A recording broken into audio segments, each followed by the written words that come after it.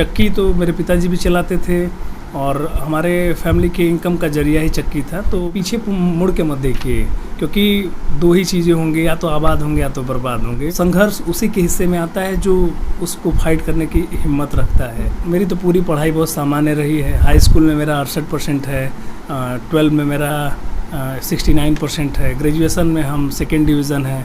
फिर क्योंकि एक बार अगर कोई बहुत कमज़ोर घर का लड़का अगर किसी इंस्टीट्यूट में पैसा दे देता है तो दोबारा अपनी गलती को सुधारने का उसके पास मौका नहीं होता है।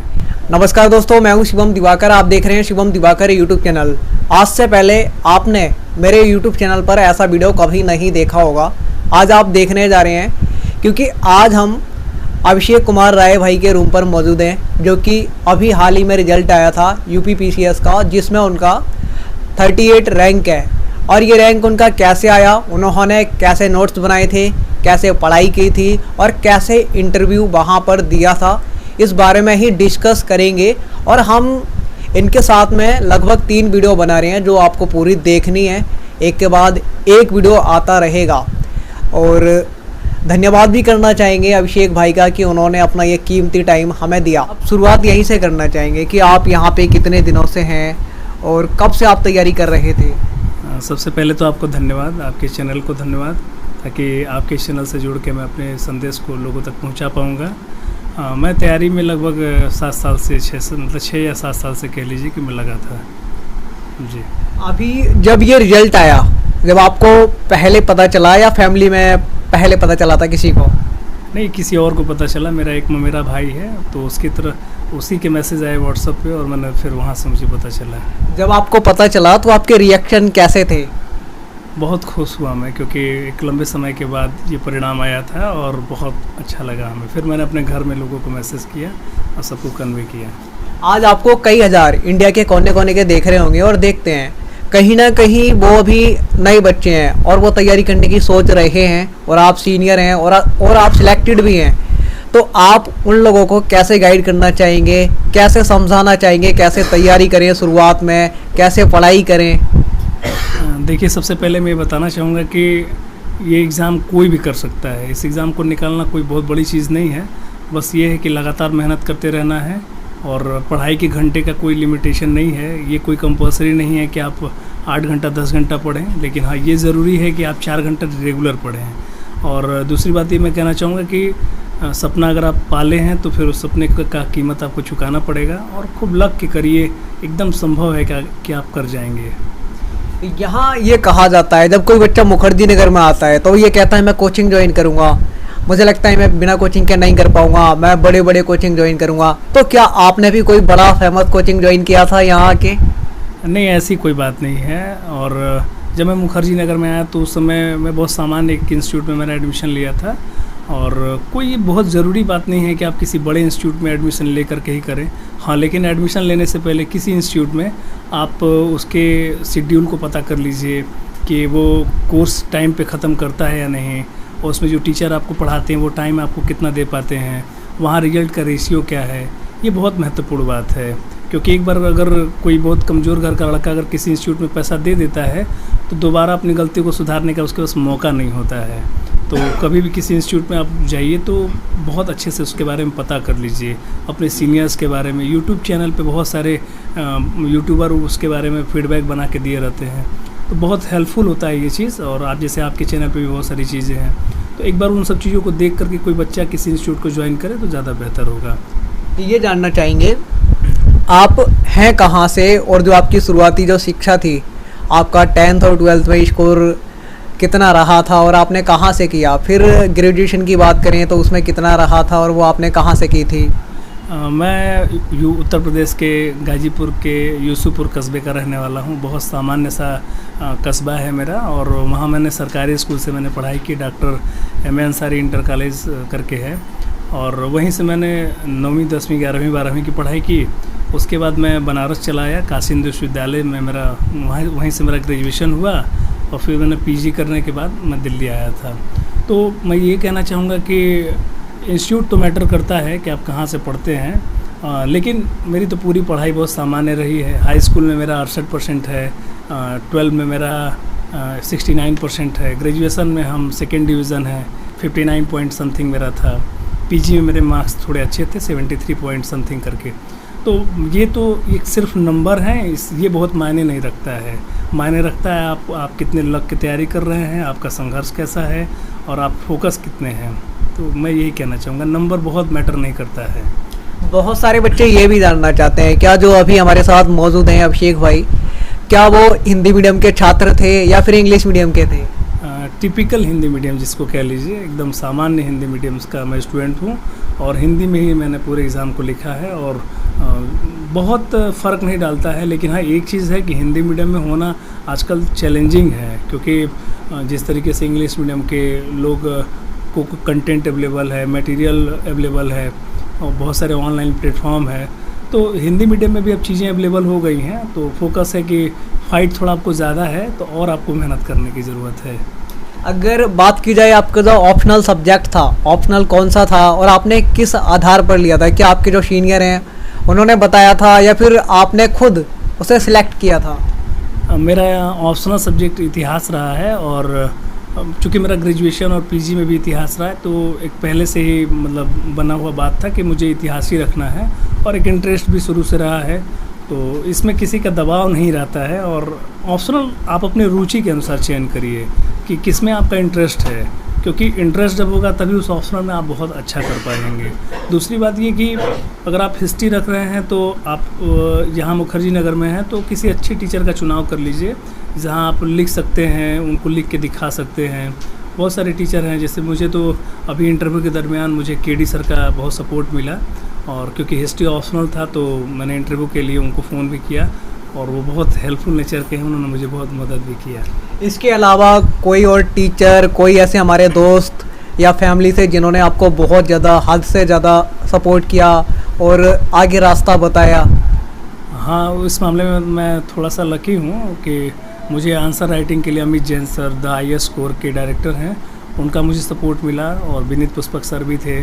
फिर मेरे दोस्तों में उत्तम भाई हैं, दिनेश हैं, अभिषेक काका, ये सब लोगों ने काफ़ी मतलब मेरे को मदद किया और इनका हमेशा एक मनोबल मेरे लिए सपोर्टिंग रहा। अभिषेक कुमार राय उस टाइम अगर देखा जाए तो कितने घंटे सेल्फ स्टडी करते थे और अभी भी शायद करते हैं, और अब कितने घंटे करते हैं? क्या कुछ फ़र्क पड़ा है?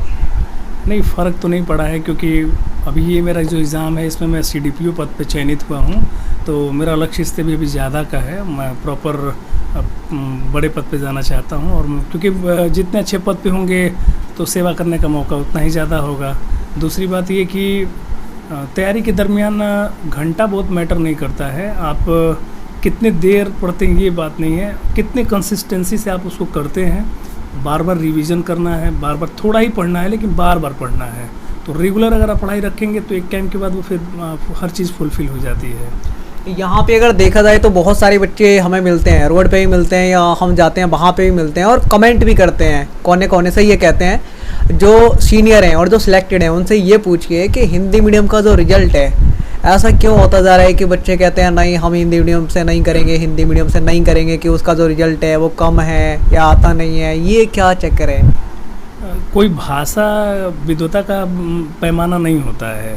अगर जनरली बहुत सारे लोगों को ये मेंटालिटी होती है कि हिंदी में लिख रहा है या हिंदी में बोल रहा है, हिंदी में जान रहा है तो कमज़ोर होगा, ऐसा है नहीं। जबकि लैंग्वेज तो सिर्फ एक्सप्रेशन का एक ज़रिया है।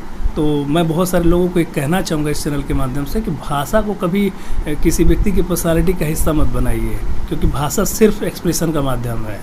वो हिंदी मीडियम में हो, इंग्लिश मीडियम, ये कोई मैटर नहीं होना चाहिए। हाँ, हिंदी मीडियम के साथ एक अच्छी मतलब इसको समझने की बात है कि जिस तरीके से एग्ज़ाम का पैटर्न बदल रहा है तो आप अपने कंटेंट को हिंदी में कहीं ना कहीं से इकट्ठा करिए, यूट्यूब चैनल से या फिर ऑनलाइन जितने प्लेटफॉर्म है वहाँ से, और अपने कंटेंट को रिच बनाइए, क्योंकि आपका फाइट ज़्यादा है। देखा जाए तो आपने यहाँ पे बहुत ज़्यादा संघर्ष किया है और कहीं ना कहीं आप ऐसी फैमिली से आते हैं, हमने बात हुई थी तो पता चला, लेकिन फिर भी आपसे जानना चाहते हैं फैमिली के बारे में, फैमिली बैकग्राउंड कैसा था और आपने यहाँ आके बहुत ज़्यादा मेहनत की है। और कहा जाए मुझे पता चला है कि आपने शायद जो आपके चक्की है आटा वाली उस पर भी काम किया है, तब जाके बहुत ज़्यादा संघर्ष किया है और आगे निकले हैं। हाँ, बहुत सामान्य पृष्ठभूमि का मैं रहने वाला हूँ और चक्की तो मेरे पिताजी भी चलाते थे और हमारे फैमिली के इनकम का जरिया ही चक्की था। तो हम सब लोगों ने काम किया, मैं भी काम किया, मेरे भाई ने भी काम किया और काफ़ी टाइम जो दिन का था शुरुआती मतलब जब हमारी पढ़ाई का दौर था तो हम दूसरों के घर में भी जाके पढ़े हुए। मेरे एक दोस्त थे अंकुर पांडे, उनके घर पे भी शाम को लाइट वगैरह की उनके घर पे व्यवस्था होती थी, तो बोर्ड का एग्ज़ाम तो मैं दूसरे घर जाके पढ़ के दिया हूँ। तो ये लाइफ का स्ट्रगल तो आना ही आना है किसी लड़के के लिए। लेकिन मैं इस चैनल के माध्यम से कहूँगा कि संघर्ष उसी के हिस्से में आता है जो उसको फाइट करने की हिम्मत रखता है। अगर आपके पास लाइफ का संघर्ष है तो सोचिए कि भगवान ने आपको चुना है, तो कोई ये मैटर नहीं करता। बस ये है कि लगे रहना है और लग के इसको कर दिखाना है, क्योंकि आपके सामने सोसाइटी को चैलेंज करने का एक मुद्दा होना चाहिए। क्या आपने ये शुरुआत में ही सोचा था कि मुझे ये बनना है, मुझे ये जॉब प्राप्त करनी है, या फिर किसी ने बताया था फिर आप तैयार हो गए कि अब मुझे करना ही है? नहीं, किसी ने कहा तो नहीं था, लेकिन मेरे मोहल्ले से शिव कुमार राय 2008 में IAS बने, तो मोटिवेशन आया कि जब मेरे मोहल्ले का कोई व्यक्ति इतने बड़े पद पे जा सकता है तो हम क्यों नहीं। और उन्होंने भी बहुत सारा मुझे, मतलब शुरुआती चरण पे उनका भी मुझे मार्गदर्शन रहा, और फिर मैंने इसको किया। और चूँकि मेरा पारिवारिक पृष्ठभूमि इतना संघर्ष से भरा था, इतनी परेशानियाँ थी, काम करते थे हम लोग दुकानों में, मिर्चा लगता था, बहुत कष्ट था, तो उस कष्ट से भी उभरना था।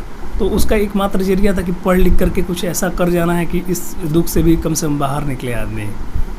तो अब जब आप सिलेक्ट हो गए उसके बाद आपको कैसा फील हो रहा है? और कहीं ना कहीं जब आप उस टाइम संघर्ष में थे तो जो हमारे रिश्तेदार वगैरह होते हैं वो भी बोलते हैं इतने साल हो गए कुछ नहीं कर पाया, पता नहीं कब करेगा, तो क्या ऐसा लोगों का फीडबैक या रिएक्शन आता था? और अब जब आप सिलेक्ट हो गए तब कैसा आता है? देखिए, एक बात मैं कहूँगा कि जब आपका संघर्ष का समय रहेगा तो बहुत आलोचक भी आपके पास होंगे, आपके आसपास नेगेटिव कमेंट करने वाले होंगे। कोई कहेगा कि नहीं, इतने समय से कर रहे हो, नहीं हो रहा है तो छोड़ क्यों नहीं देते, कुछ और कर लो, हो सकता है लग रहा है तुमसे हो ही नहीं पाएगा। तो ये तो दुनिया का काम ही है कि अगर आप किसी बड़े चीज़ को करने जाएंगे तो पीछे से पैर खींचने वाले होंगे, लेकिन उसको बहुत ध्यान नहीं देना है। और जो वो निगेटिव एलिमेंट के कमेंट हैं उसको और पॉजिटिव वे में लेना है कि हमें इसको करके दिखाना है, क्योंकि इसका मुंह तब बंद होगा जब हम सफल होंगे। और मेरी सफलता में जब मेरा रिजल्ट आया तो बहुत सारे ऐसे आलोचक थे जो शुरू में मेरी आलोचना करते थे, अब वो उन्होंने तारीफ़ भी किया, मुझे बधाई भी दिया, तो मुझे अच्छा लगा कि समय सब कुछ बदल देता है। और मेरा अभी ये एग्ज़ाम जो क्रैक हुआ, इसके बाद ही मेरे और 1-2 और रिजल्ट हैं, उसमें मेरे और अच्छे पद जब आएंगे तो और उन्हें अच्छा लगेगा और आगे और बेहतर करना है। बिल्कुल, हमारी भी पूरी शुभकामनाएं हैं और आप करेंगे भी, क्योंकि आप बहुत ज़्यादा मेहनत कर रहे हैं। एक बात और जानना चाहेंगे, अगर एज की बात की जाए, आपकी उम्र की बात की जाए अभी, तो वो कितनी है? 30 साल है मेरी उम्र इस समय। क्योंकि बेहद बच्चे कमेंट करते हैं कि आप एज का नहीं पूछते हैं, हम भी कर सकते हैं इस एज में या नहीं कर सकते हैं। और अब आप एंड में बच्चों के लिए कुछ खास मैसेज छोड़ना चाहें तो आप छोड़ सकते हैं, क्योंकि फिर अगले वीडियो में हम आपको ये बताएंगे कि इंटरव्यू किस तरीके से हुआ था, कैसे वहाँ पे पूछा जाता है, कैसे हमें जवाब देना होता है। तो वो भी वीडियो आप देखिए। आप बताइए, आप क्या कहना चाहेंगे? मैं लोगों को यही मैसेज देना चाहूँगा कि देखो, यह सपना ये तुम्हारा खुद का है और इसके लिए संघर्ष तुम्हें वो करना है।